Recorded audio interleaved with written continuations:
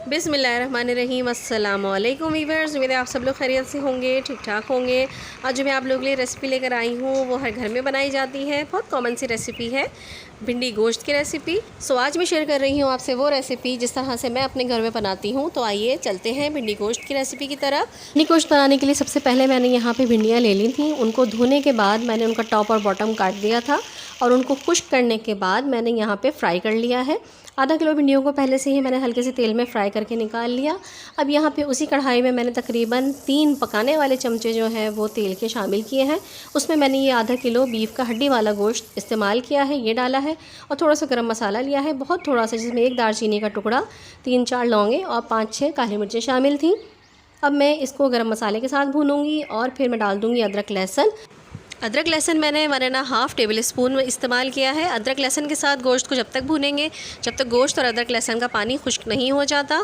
इस प्रोसेस से गोश्त की स्मेल ख़त्म हो जाती है, तो ये प्रोसेस मैं ज़रूर करती हूँ।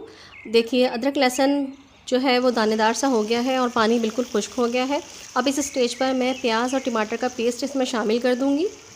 मैंने तकरीबन 1 बड़े साइज़ की प्याज और 2 मीडियम साइज़ के टमाटर ले लिए थे और उनको ब्लेंडर में डालकर ब्लेंड कर लिया था और वो मैं इसमें शामिल कर दूंगी।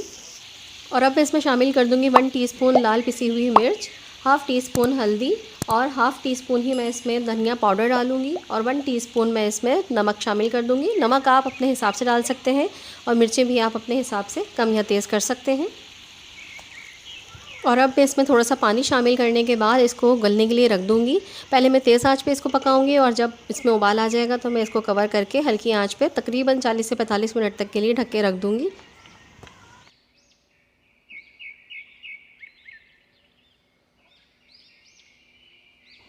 ये देखिए व्यूअर्स, 40 मिनट हो चुके हैं। जितना पानी मैंने गोश्त में डाला था वो तकरीबन खुश्क हो चुका है और गोश्त भी हमारा गल चुका है। अब इस स्टेज पर मैं इसको थोड़ा सा भून लूँगी।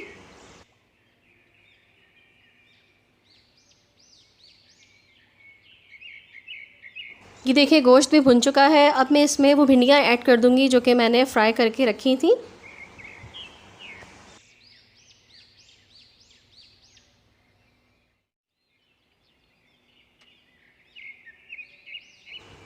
गोश्त में भिंडियाँ डालने के बाद तकरीबन 1 गिलास के करीब मैंने इसमें पानी शामिल कर दिया है ताकि हमारा शोरबा भी हमारा बन जाए और भिंडियाँ भी हमारी गल जाएँ।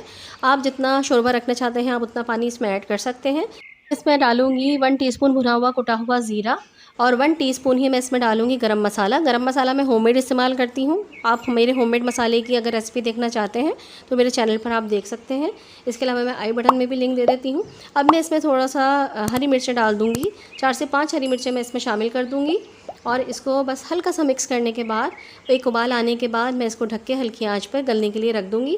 जब हमारी भिंडियाँ गल जाएंगी और हरी मिर्चें सॉफ्ट हो जाएंगी तो बस हमारा सालन बनके तैयार हो चुका होगा। ये देखिए व्यूअर्स, 5 से 7 मिनट गुजर चुके हैं और भिंडियाँ भी हमारी गल चुकी हैं क्योंकि मैंने इनको पहले भी फ्राई कर लिया था, इसलिए ज़्यादा टाइम इनको नहीं लगा। ये देखिए सालन की रंगत कितनी अच्छी आई है। फ्लेम मैंने ऑफ़ कर दी है, ऑयल भी ऊपर आ चुका है। अब हम इसको कर लेंगे डिश आउट।